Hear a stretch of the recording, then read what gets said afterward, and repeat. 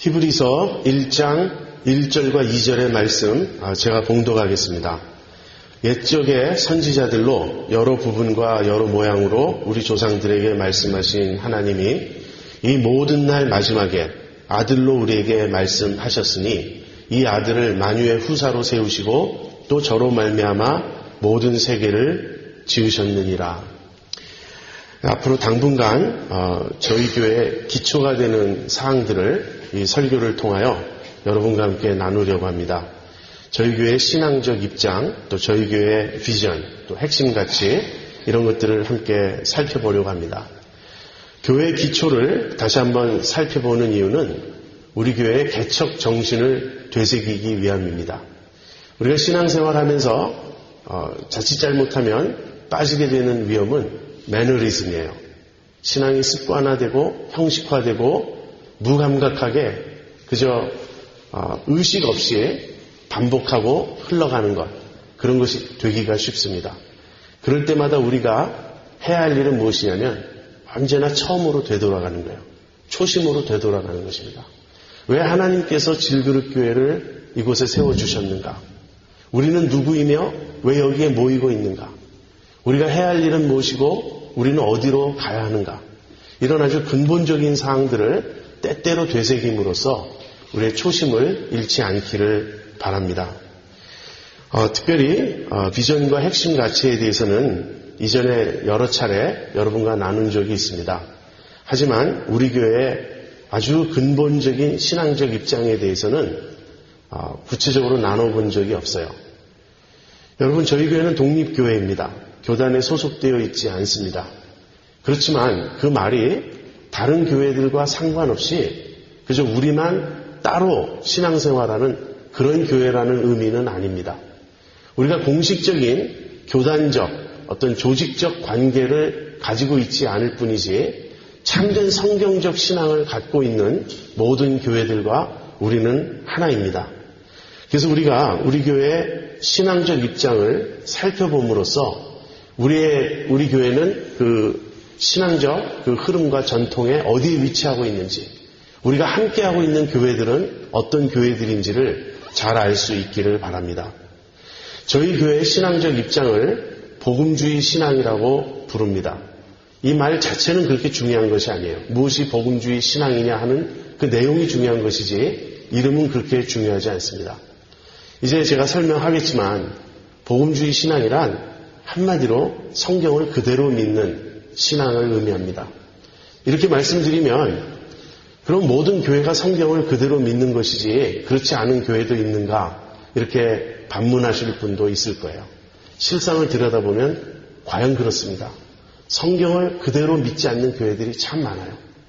천주교는 성경을 믿는다고 하지만 교회의 가르침에 따라서 성경을 믿는다는 전제가 있기 때문에 교회의 전통, 교회의 가르침이 언제나 성경보다 더 위에 있습니다. 그런가 하면 자유주의 신학을 하는 교회들은 인간의 이성이 성경보다 위에 있어요. 그래서 인간의 이성으로 성경을 판단하고 이성에 맞고 합당한 것은 받아들이되 그렇지 않은 것은 배제합니다. 우리가 미국의 건국의 아버지들이라고 부르는 그분들이 독실한 기독교 신자들이라고 우리는 생각하는데 실상은 그렇지 않습니다. 대표적인 인물로 토마스 제퍼슨이 있어요. 토마스 제퍼슨은 성경에서 자기가 받아들일 수 없는 내용을 다 제하고 기적이니 모든 그 신비주의적인 것을 다 제하고 자기 이성으로 이해할 수 있고 받아들일 수 있는 것만 모아서 자기의 성경으로 삼았습니다. 결과는 어떻게 되었겠습니까? 성경이 이렇게 두꺼운 게 아니라 아주 얄팍한 몇 가지 도덕적 가르침만 모아놓은 그런 문서에 지나지 않게 된 것이죠. 이렇게 성경에 무엇을 더하거나 성경에서 무엇을 빼거나 아니면 성경 외에 다른 경전, 예를 들면 몰몬교라면 몰몬경이 있고 그런 식이죠. 이런 신앙 집단이 너무나 많습니다. 그래서 성경이 바로 우리 신앙의 기초이며 궁극적인 권위라고 믿는 이 신앙은 모든 교회가 공유한 것이 아니에요.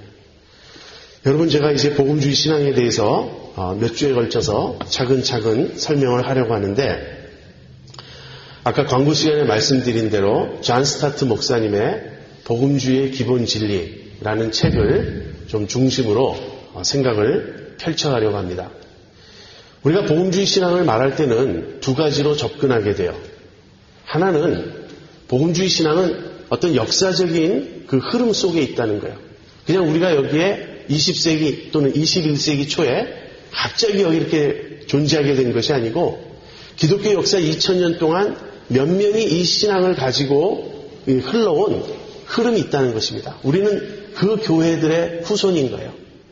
그래서 역사적 입장을 살펴보면 우선은 종교개혁을 말할 수 있습니다. 종교개혁에서부터 시작한다고 말할 수 있어요. 우리가 종교개혁을 말함으로써 우리는 개신교 신앙을 가지고 있음을 우리가 말할 수 있습니다. 천주교에도 일부 복음주의적인 신앙을 가진 그런 교인들이 있는 것은 사실입니다. 그러나 전체적으로 말한다면 우리는 개신교 신앙을 가지고 있어요. 종교개혁에 우리의 그 근원을 두고 있습니다. 종교개혁 신앙의 특징이 무엇이죠? 오직 성경, 오직 믿음, 오직 은혜입니다. 이것이 우리의 바탕이에요. 그러면서 그 종교개혁에서부터 지금까지 한 또 500년의 시간이 흐르는 동안 굉장히 많은 신앙 집단, 어떤 사조, 신학 이런 것이 그 안에 명멸해 왔습니다. 우리가 그것을 다 설명할 수 없고요. 그 중에 가장 중요한 신앙운동 한 가지만을 말씀드리겠습니다. 그것은 18세기에 영국과 미국에서 크게 일어났던 운동인데 영적 대각성 운동입니다. 영국에서는 존 웨슬리, 찰스 웨슬리, 조지 윗필드 이런 분들을 중심으로 큰 부흥이 일어났습니다. 그리고 미국에서는 동시대 인물로 조나단 에드워즈 목사님이 계셨어요. 이런 분들이 그 18세기 초에 성령의 기름 부음을 받고 엄청난 부흥을 경험하게 됩니다. 그때 우리가 체험한 것, 그때 그분들이 체험한 것, 그 신앙의 많은 경험과 깨달음, 그것들이 우리의 유산인 것이에요. 그 외에도 많지만 대표적으로 그것을 말씀드릴 수 있습니다. 그래서 복음주의 신앙의 한 중요한 특성은 부흥주의, 경건주의입니다. 성령의 기름 부음이 있어야 한다는 거예요. 체험이 있어야 한다는 거예요. 실제적인 변화가 일어나야 한다는 것입니다. 그 다음에 역사적 징검다리 세 번째를 말씀드린다면 그것은 19세기 말 20세기 초에 일어났던 근본주의 운동입니다. 지금 현재 우리 복음주의는 근본주의와 많은 차이가 있고 거리를 두고 있어요. 그러나 그 시대로 거슬러 올라가면 근본주의와 복음주의는 다르지 않고 하나입니다. 근본주의란 어떤 것입니까? 19세기에 유럽을 중심으로 자유주의 신학이 크게 성행했습니다. 그 자유주의 신학은 예수님의 동정녀 탄생도 믿지 않고 예수님을 하나님의 아들, 신성을 가지신 분으로 믿지 않습니다. 물론 부활도 믿지 않습니다. 그래서 인간의 이성에 맞추어서 기독교의 가장 근본적인 신앙 내용을 다 거세시켜 버렸어요. 그런 자유주의 신학에 반발해서 우리가 반드시 믿어야 될, 우리가 반드시 지켜야 될 근본적인 신앙 내용을 사수하자는 운동이 근본주의 운동이었어요. 그렇기 때문에 복음주의는 다른 말로 보수주의 운동이라고 말할 수 있습니다. 우리는 성경을 가감없이 그대로 믿자는 그런 입장에 서 있습니다. 자, 마지막으로 가장 최근에 일어난 가장 중요한 운동을 소개하겠습니다. 1974년에 스위스 로젠이라는 곳에서 세계 복음화를 위한 국제회의 International Congress 모였습니다. 세계 복음화를 위한. 그때 같은 신앙을 가진, 이 복음주의 신앙을 가진 전 세계의 지도자들이 수천 명이 그곳에 모여서 우리가 믿고 있는 신앙은 무엇이며 우리가 실행하고자 하는 주님이 우리에게 주신 사명은 무엇인지를 재확인했습니다. 그리고 그때 발표한 신앙 고백이 로젠 언약이라고 하는 것이에요. 그것이 우리 교회가 따르고자 하고 우리 교회가 기초하고자 하는 우리의 신앙적 입장입니다. 이것이 복음주의의 역사적인 그런 배경이에요. 그렇지만 역사적인 것보다 더 중요한 것은 복음주의 신학적 입장입니다. 복음주의란 정말 뭘 믿느냐 하는 것이에요. 여기서 세 가지를 말씀드리고 싶습니다. 첫 번째는 권위의 문제예요. 우리 신앙의 궁극적인 표준, 궁극적인 권위는 무엇이냐? 이렇게 물을 때 우리는 성경이라고 답을 합니다. 성경이야말로 하나님의 말씀이며 우리의 신앙과 생활의 표준이 됩니다. 두 번째로는 구원의 문제예요.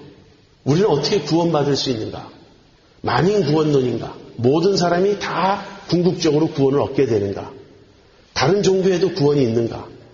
우리가 노력하고 착하게 살고 선행을 행하면 수련을 쌓고 도를 깨우치면 구원을 얻는 것인가? 거기에 대한 성경의 대답은 그렇지 않다예요. 성경의 대답은 오직 예수님의 십자가만이 유일한 구원의 길이라는 것입니다. 그래서 우리는 성경의 권위를 인정하고요. 십자가의 구원을 믿습니다. 오직 십자가만이 우리 구원의 길이라고 우리는 고백합니다. 여기에 무엇을 첨가할 수 없습니다. 우리는 율법의 행위로 구원 얻는 자들이 아니고 믿음으로 십자가의 예수님의 구속을 믿음으로 구원 얻는 그러한 신앙을 따릅니다. 세 번째로는요. 체험이에요. 우리가 그 구원을 실제로 체험할 수 있느냐 하는 것입니다. 십자가는 역사적이고 객관적인 사건이에요. 2000년 전에 예수님께서 시공간 안에서 이 구속을 성취하셨습니다. 예수님은 하나님의 아들이시지만 십자가에 달려 돌아가셨어요. 그리고 하나님은 3일 만에 예수님을 다시 살리셨습니다. 부활시키셨어요. 이런 일이 일어났습니다. 그리고 이 일이 인류를 위한 구원 사건이에요. 그런데 그것이 저기서 거기서 그때 일어난 사건으로 그친다면 그것은 우리와 무슨 상관이 있습니까? 그것이 우리에게 적용돼야 돼요. 체험돼야 돼요. 그 체험이 무엇이죠? 그것이 중생입니다. 우리가 거듭나야 한다는 거예요. 우리의 죽었던 심령이 살아나야 한다는 것입니다. 이 세 가지, 성경, 십자가, 중생, 이 세 가지가 복음주의의 가장 중심적이고 기본적인 진리입니다. 성경을 말할 때는 성부 하나님을 말하게 돼요. 하나님께서 우리에게 말씀하셨어요. 이것이 성경이고 이것이 말씀입니다. 이것이 우리 신앙의 근본이라는 거예요. 십자가를 말할 때는 성자 예수님을 말하게 됩니다. 예수님이 우리의 구세주가 되십니다. 그분의 죽으심과 부활로 우리는 구원을 받게 되었습니다. 중생을 말하면 우리는 성령님을 말하게 됩니다. 성령께서 우리 안에 역사하셔야 돼요. 우리에게 임하셔야 돼요. 그래서 그리스도께서 성취하신 그 구속을 우리 각 사람에게 적용시켜 주셔야 하는 것입니다. 그래서 복음주의의 신앙은 삼위일체적인 신앙입니다. 이것을 다시 정리하면 이렇게 결론 내릴 수 있습니다. 우리가 믿는 신앙, 우리 질그릇교회가 따르는 신앙은 어떤 것인가? 이것을 이름을 붙인다면 복음주의 신앙이라고 우리가 이름을 붙이는데 이름이 그렇게 중요한 것이 아니고 정말 우리가 가진 신앙의 실제적인 내용은 무엇이냐 하는 것이에요. 첫 번째는 성경적 신앙이라는 것입니다. 우리는 우리 마음대로 믿지 않아요. 그래서 내가 어떤 깨달음을 얻어서 내 생각에 그럴듯하다고 생각되는 무엇이 있어서 책을 읽다 보니까 어떤 좋은 걸 발견했기 때문에 그런 걸 우리 신앙의 내용으로 삼지 않습니다. 우리는 철저히 성경을 믿고 따릅니다. 그래서 이것이 우리의 뿌리예요. 우리 신앙은 어디에 그 뿌리를 두고 있는가? 성경에 뿌리를 두고 있다는 것입니다. 두 번째, 이 복음주의 신앙이 성경적 신앙이라면 두 번째는 역사적 신앙입니다. 우리는 우리만 따로 동떨어져서 갑자기 여기 우리가 생겨난 어떤 그런 그룹이요, 교회가 아닙니다. 역사적으로 몇몇이 그 성경에서부터 지금까지 참된 교회가 존재해 왔고 이어져 왔음을 우리는 인정합니다. 그래서 역사적 신앙이라는 의미는 줄기에 해당돼요. 우리는 뿌리에서부터, 성경이라고 하는 그 뿌리에서부터 그 성경을 믿고 고백하는 많은 우리 신앙의 선조들, 어떤 우리의 그 큰 그림 속에서의 그 교회를 우리는 인정하고 그 교회에 우리가 속해 있음을 우리는 인정합니다. 그래서 우리는 역사적 신앙을 따라요. 기독교 교회의 역사를 살펴보면 참된 교회는 계속해서 존재해 왔습니다. 교단은 그렇게 중요하지 않아요. 지금 감리교회가 존 웨슬리의 신앙을 따르는 교회가 거의 없습니다. 장로교 중에서도 일부는 캘빈의 그 입장을 따르지만 대부분의 장로교도 이젠 더 이상 칼빈주의를 따르지 않습니다. 그래서 어떤 외적인 껍데기 형태가 중요한 것이 아니에요. 교단이 중요한 것이 아니에요. 중요한 것은 내용물, 그 안에 실제로 무엇을 믿느냐 하는 것입니다. 그래서 우리는 역사 속에 참된 신앙을 계속해서 유지해온 교회가 있음을 믿고 우리가 그들과 연계되어 있음을 우리는 인정합니다. 세 번째는요, 복음주의 신앙은 현대적 신앙입니다. 성경을 말하고 역사를 말하면 다 과거처럼 여겨져요. 우리는 한때 정말 good old days가 있었어요. 저도 그런 문제점이 좀 있습니다. 자꾸 과거를 되돌아봐요. 지금 여러분 영적 대각성 운동 제가 여기다 적어 놓았는데 교회사를 읽어보면 얼마나 영광스러운 교회 시대였는지 몰라요. 이때로 돌아가고 싶어요. 조나단 에드워즈의 그 부흥에 대한 기록을 읽어보면 정말 죄인들이 그 하나님의 강력한 권능에 사로잡혀 회개를 하는데 인간적으로는 도저히 깨어질 것 같지 않은 강팍한 사람들이 하나님의 은혜 앞에 무릎을 꿇고 돌아오는데 너무나 감격적입니다. 그런 영광스러운 교회의 시대가 있었는데 지금 이 현 시대를 바라보면 정말 암울합니다. 교회들마다 너무나 많은 배교를 했어요. 껍데기는 남아있는데 실제로 믿지 않아요. 그래서 우리가 패배주의가 될 수 있고 염세주의가 될 수 있습니다. 저는 제게 조금 그런 성향이 있지 않나 자꾸 반성을 해요. 그렇지만 복음주의 신앙은 살아있는 신앙입니다. 이것은 현대적 신앙입니다. 무슨 말입니까? 과거에 역사하셨던 하나님은 지금도 역사하시고 지금도 살아계시다는 거예요. 이 신앙은 지금 현재 우리가 체험할 수 있고 바로 우리의 삶 속에 열매를 맺는 신앙이라는 것입니다. 우리가 믿는 신앙은 성경적 신앙이요, 역사적 신앙이요, 현대적 신앙입니다. 그것이 우리의 뿌리요, 줄기요, 열매입니다. 여러분 잊지 마십시오. 우리 질그릇교회는 여러분 혹시 그렇게 생각하실지 모르겠어요. 교단도 없고 교회는 조그마합니다. 몇 사람 별로 모이지도 않아요. 우리가 아무리 주변 사람들에게 좀 우리 교회 나오게 하려고 하고 소개하려고 해도 별로 그렇게 효과가 없습니다. 어쩌면 우리는 그런 관점에서 우리 자신을 왜소하게 느끼고 자꾸 약해지려고 하고 우리만 남은 듯한 소외감 속에 빠지기가 쉽습니다. 그러나 실상은 그렇지 않아요. 우리가 믿고 고백하는 신앙, 우리가 따르는 이 복음주의 신앙은 시대적으로 사실 창조 때부터 지금까지 내려온 역사 전체를 관통하는 신앙입니다. 그리고 공간적으로 전 세계에 퍼져 있는 하나님의 교회입니다. 여러분 오늘 아침 매일 성경으로 큐티 하셨습니까? 요한계시록 7장 14만 4천 명이 나오죠. 그리고 천상에는 흰 옷을 입은 허다한 무리가 나오죠. 이 두 그룹은 각각 지상에 전투하는 교회 Church Militant, 그 다음에 천상에 승리한 교회 Church Triumphant, 이것을 보여줘요. 우리는 이 교회의 한 부분입니다. 여러분 담대하십시오. 여러분 확신을 가지십시오. 여러분 포부를 가지시고 자부심을 가지세요. 지금 우리는 하나님의 역사의 한 복판에 우리가 있습니다. 자, 큰 그림을 여러분에게 설명했어요. 이것이 복음주의 신앙인데 이제 차근차근 살펴볼 차례입니다. 그 중에서 제일 중요한 첫 번째 사항은 계시라는 거예요. 우리 복음주의 신앙은 철저히 하나님이 우리에게 보여주신 것을 따라 믿는 신앙입니다. 그래서 아까 얘기한 성경을 이제 이야기하려는 거예요.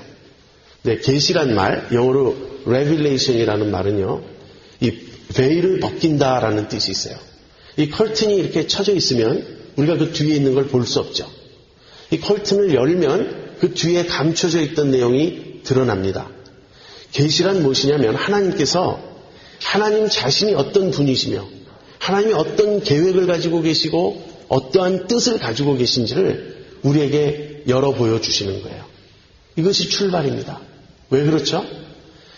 만약에 하나님이 계시하시지 않으신다면, 하나님이 우리에게 말씀하시지 않으셨다면 우리는 하나님을 알 수 없기 때문에 그렇습니다. 여러분, 이 세상에 종교가 굉장히 많습니다.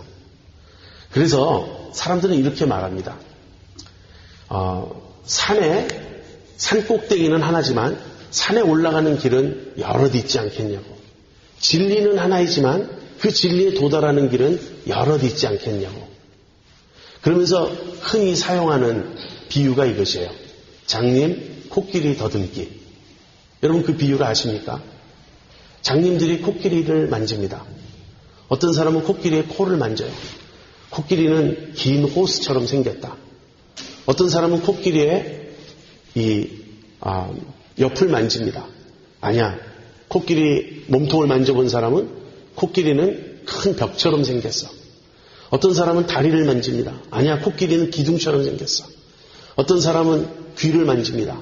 코끼리는 부채처럼 생겼어. 다 일부분만을 본 것이죠.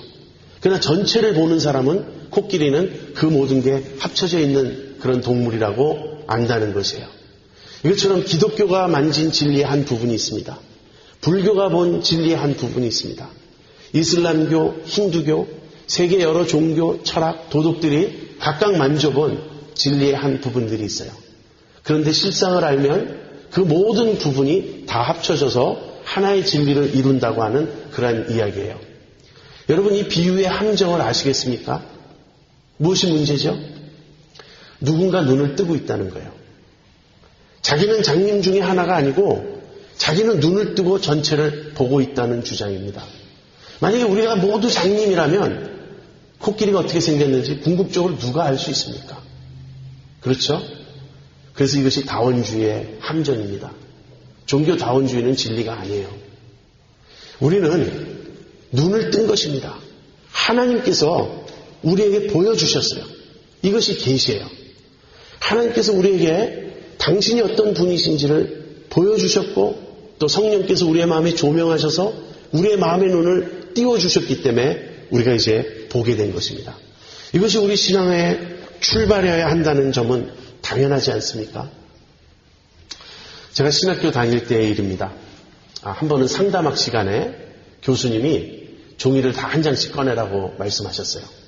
그리고는 여러분 각자가 생각하는 하나님, 여러분 각자가 믿는 하나님을 간단히 묘사해보라, 요약해보라. 그래서 한 10분 정도 시간을 주셨는데 학생들이 나름대로 열심히 적습니다. 제가 어떻게 적었겠습니까? 하나님은 온 우주를 창조하신 창조주시며 역사를 주관하시는 주님이시다. 저는 그렇게 적었습니다. 그리고 제 대답에 스스로 매우 만족했어요. 역시 심오한 신학적 통찰력을 가지고 있어. 네, 나중에 교수님이 우리의 대답에 별 관심이 없으세요. 이런 질문을 하십니다. 여러분이 쓴 내용에 하나님을 아버지라고 묘사한 사람이 있는가?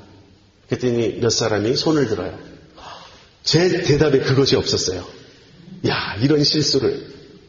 그러면서 그 상담학 교수님이 예수님이 우리에게 오셔서 가르쳐 주신 하나님의 가장 중요한 모습은 아버지시라는 것이다. 이 말씀을 하셨어요. 여러분 대강 감이 오십니까? 상담학 교수님이세요. 그러니까 언제나 상처받은 심령을 위로하기를 원하십니다. 하나님이 우리의 아버지시라는 이 진리가 얼마나 우리에게 위로가 됩니까? 그런데 그것은 정말 중요한 진리예요. 아마 여러분에게 제가 이 질문을 한다면 여러분은 하나님을 어떻게 믿지 않는 사람들에게 어떻게 소개하시겠습니까? 라는 질문을 한다면 여러분 어떻게 대답하시겠습니까? 어떤 분들은 하나님은 사랑이심을 열심히 강조하실 것입니다. 또 어떤 분들은 진화론과 맞서 투쟁하면서 논쟁하면서 하나님은 창조주이심을 열심히 강조하실 것입니다.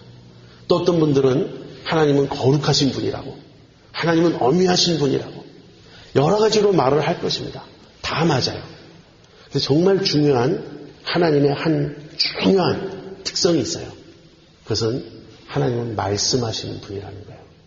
말씀하시는 하나님. 20세기에 아주 존경받던 기독교 변증가이셨던 프랜시스 쉐이퍼라는 목사님은 하나님을 인격적이시고 무한하신 하나님으로 종종 불렀습니다. Personal and Infinite God.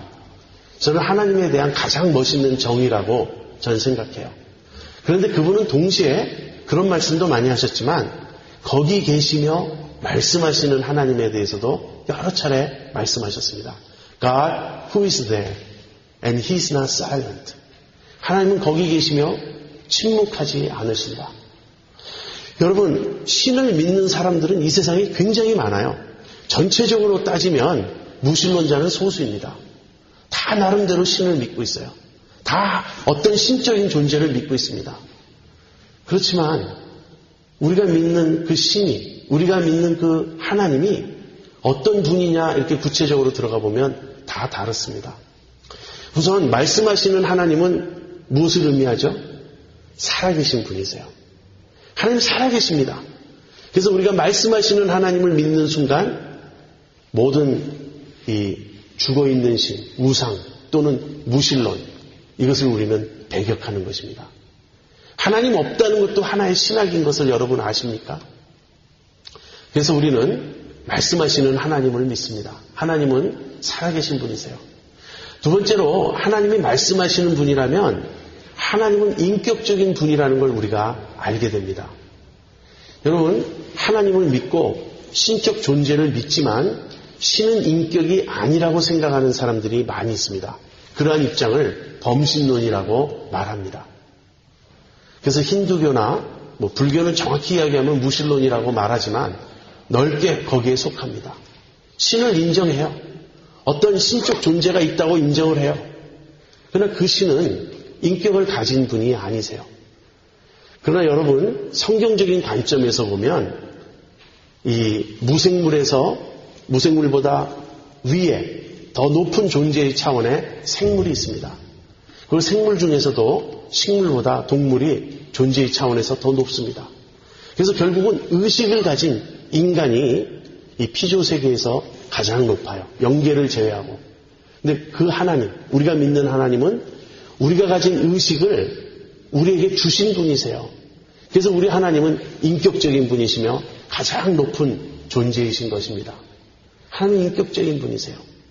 그래서 하나님은 생각하시고 계획하시고 의도하시고 느끼시고 사랑하시고 이 모든 인격적인 활동을 하시는 분입니다. 또 말씀하시는 하나님이라는 그 말은요, 하나님이 인격적이실 뿐만 아니라 실제 우리와 교통하시고 교제하시는 분이세요. 이렇게 말함으로써 우리는 이신론을 우리는 배격합니다. 이신론이란 하나님은 살아계시고 존재하시지만 이 세상을 창조하고는 더 이상 간섭하지 않는 멀리 떨어져 계시는 우리와 아무 관계가 없는 그런 신을 믿는 것이 이신론이에요. 그렇다면 우리가 믿는 하나님, 말씀하시는 하나님은 살아계신 분이시며 인격적인 분이시며 실제 우리와 교통하시고 우리에게 찾아오시고 우리의 삶에 개입하시고 우리와 함께 교제하시는 그런 하나님이신 것을 알게 됩니다. 이것이 하나님께서 우리에게 계시로서 보여주시는 내용이에요. 이 계시가 없다면 우리는 하나님을 알 수가 없습니다. 또는 하나님을 알아도 내 마음대로 그려낸 하나님, 내가 생각해낸 하나님, 즉 가짜 하나님을 섬길 수밖에 없는 것입니다. 저는 여러분이 이 중요성을 확실히 깨달으시길 바랍니다. 우리의 신앙은 하나님의 말씀에서부터 출발해야 한다는 것, 하나님의 계시에서부터 출발해야 한다는 것. 그렇다면 하나님은 어떻게 우리에게 이 말씀하시고 계시하십니까? 신학자들은 이제 일반 계시 그리고 특별 계시 이렇게 나눠서 설명합니다. 제 설교 시간에는 다 다룰 수가 없겠어요. 그것은 건너뛰겠습니다. 간단히 설명하면 일반 계시란 이 자연을 통해서 하나님을 알 수 있다는 것이에요. 또 역사를 볼 때도 하나님을 알 수 있고요. 우리 인간 안에 있는 이성이나 양심을 볼 때 하나님을 알 수 있다는 것입니다. 왜 그렇습니까? 하나님께서 하나님의 그 흔적을 하나님의 창조세계에 남겨놓으셨기 때문이에요. 그래서 그토록 많은 종교가 있는 것이고 거의 대부분의 사람들이 나름대로의 신적 존재를 믿게 되는 것입니다. 그러나 그것으로는 부족해요. 그런 자연계시, 일반 계시를 통해서 하나님은 계시다라는 막연한 의식 정도는 가질 수 있지만 참된 살아계신 하나님을 만날 수 없습니다. 그래서 특별계시가 필요한 거예요. 특별계시란 무엇이죠? 특별계시는 성경입니다.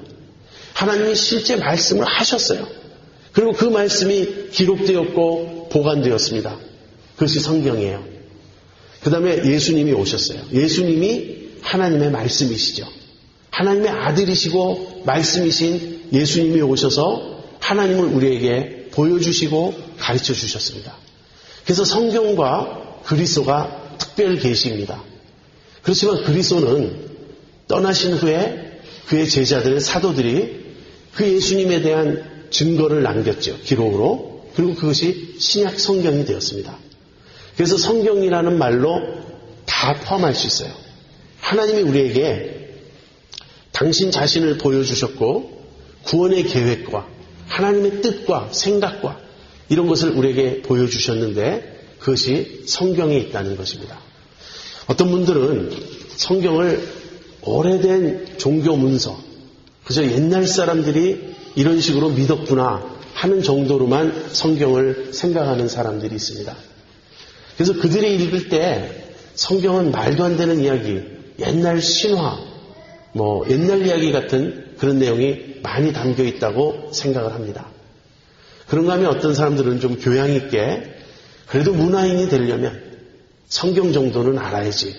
그래서 성경을 어떤 교양적 차원에서 접근하고자 합니다. 그러나 우리에게는 성경은 생명입니다. 성경은 살아계신 하나님의 말씀이십니다.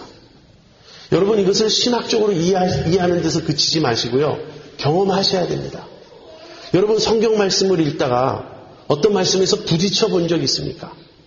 그 말씀이 갑자기 살아서 내 심령을 파고들어 본 적이 있습니까? 그 말씀을 통해서 하늘이 열리는 경험을 해본 적이 있습니까? 정말 그래. 하나님 살아계셔. 하나님 지금 이 말씀을 나에게 하고 계셔. 이것을 체험해 본 적이 있습니까? 아까 제가 복음주의 신앙은 현재적 신앙이라고, 과거에 유물처럼 남아있는 고고학적 신앙이 아니고 지금도 살아있는 하나님을 믿고 경험하고 체험할 수 있는 신앙이라고 여러분에게 말씀드렸습니다. 그 말은요, 성경이 지금도 살아서 우리에게 말씀하시는 하나님의 음성이라는 뜻이에요. 여러분, 제가 답답한 것은 우리들이 좀처럼 안 바뀌는 것이에요. 신앙생활하는데 참 변화가 더딥니다. 근데 왜 그런지 아세요? 여러 가지 이유가 있습니다. 제일 중요한 것은요, 우리의 생각이 안 바뀌기 때문에 그래요. 우리의 생각은 많은 요소들로 구성되어 있고 형성되어 있습니다. 우리가 학교에서 배운 내용들, 내가 스스로 생각한 내용들, 부모님의 가르침, 또 특별히는 우리를 둘러싸고 있는 세상이 끊임없이 우리에게 전달하고 있는 여러 메시지들, 그런 것들을 들으면서 우리의 사고방식이 구성되고 우리의 생각이 형성되어 있습니다. 그래서 우리는 그 관점에 사로잡혀 있어요. 그것으로 모든 걸 보려고 합니다. 심지어는 성경도 그걸로 우리가 보고 판단하려고 해요. 그렇기 때문에 우리는 성경을 읽을 때도 많은 부분을 받아들이지 못합니다. 건너뛰는 거예요. 이건 좀 동화 같아. 이건 좀 말이 안 돼. 그러나 성경을 통해서 말씀하시는 하나님을 만난 사람들은 이제 더 이상 그렇지 않습니다. 우리의 생각이 바뀌어야 돼요. 우리도 다 나름대로 믿습니다. 그래서 사사기적 시대예요. 각자 자기의 소견에 옳은 대로 행하더라. 하나님은 오늘도 살아계셔서 병자도 고치실 수 있고 심지어는 죽은 자도 살리실 수 있다고 믿는 사람이 있는가 하면 그런 거짓말이 어딨어. 어떻게 병자가 나? 아프면 병원에 가야지. 성경적 신앙이란 어떤 것일까요? 양쪽 극단을 피해야 돼요. 하나님은 살아계세요. 오늘날도 병도 고치시고 죽은 자도 살리실 수 있어요. 그러나 우리가 성경을 잘 읽어보면 그런 일이 일상적으로 일어나는 것이 결코 아닙니다. 그래서 바른 신앙을 가지려면 어떻게 해야 되죠? 내 상식으로 믿는 것이 아니에요. 하나님의 말씀으로 되돌아가야 돼요. 옛적의 선지자들로 여러 부분과 여러 모양으로 우리 조상들에게 말씀하신 하나님 말씀하셨습니다. 옛적에, 구약시대에, 누구에게? 이스라엘 백성에게. 어떻게 말씀하셨습니까? 여기서 여러 부분이라는 말은 여러 시대예요.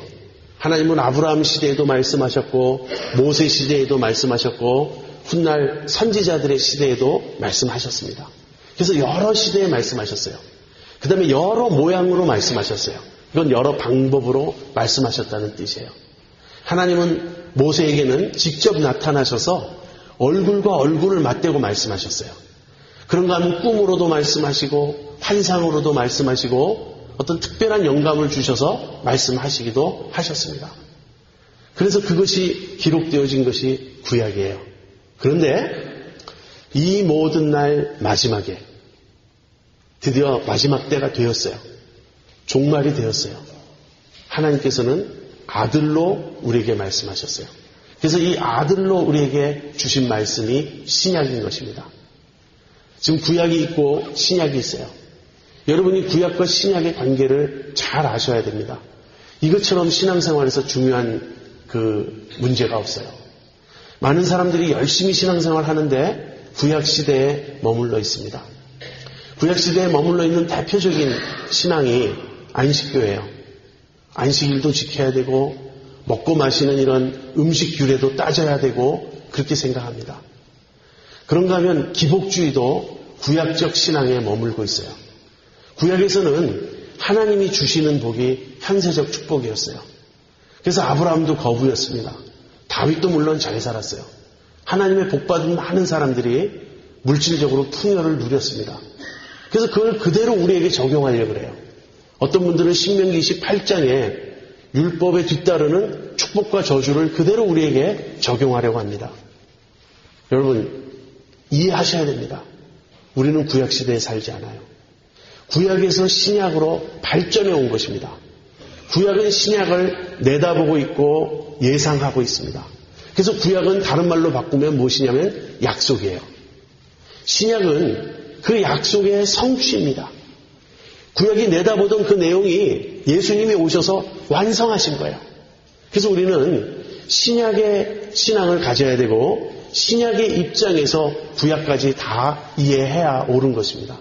그래서 신약적 신앙이 복음적 신앙인 것입니다.